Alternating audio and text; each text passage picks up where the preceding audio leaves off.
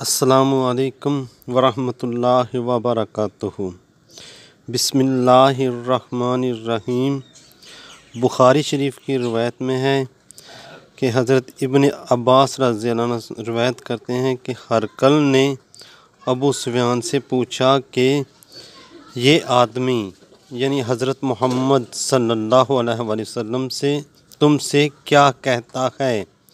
ابو سفیان نے جواب دیا کہ وہ شخص ہم سے کہتا ہے کہ اللہ کی بندگی کرو اور اقدار و فرمانروائی میں کسی کو ساجی نہ قرار دو، اور تمہارے باپ دادا کا جو عقیدہ ہے اور جو کچھ کرتے تھے اسے چھوڑ دو۔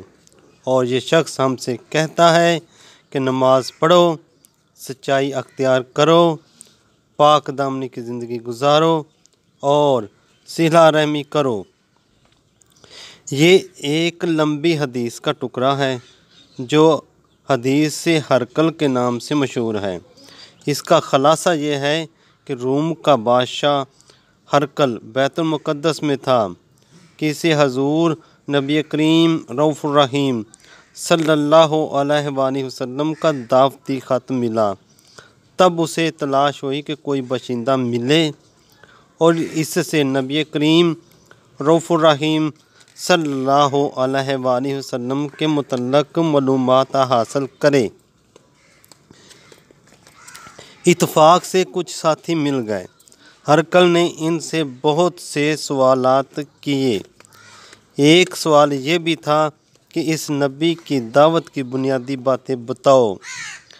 ابو سفیان نے بتایا کہ وہ توحید کی تعلیم دیتا ہے، کہتا ہے کہ صرف ایک اللہ کو مانو، صرف وہی ہے جس کا اقتدار آسمانوں اور زمین پر ہے، اور اوپر کی دنیا کا بھی وہی انتظام کرتا ہے اور زمین کا بھی اسی کے ہاتھ میں ہے۔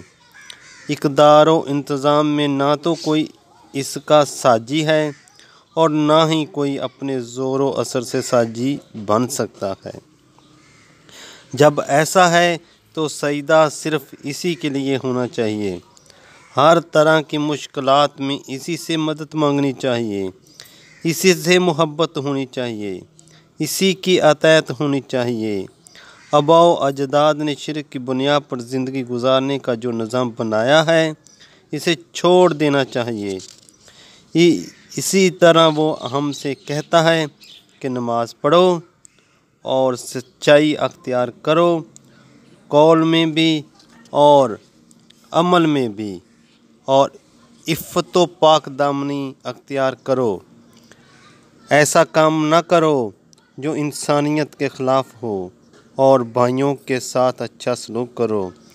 سب ایک ماں باپ کی اولاد ہیں، سب ایک دوسرے کے حقیقی بھائی ہیں۔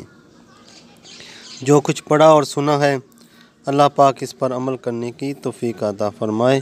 وما علینا الا البلاغ المبین۔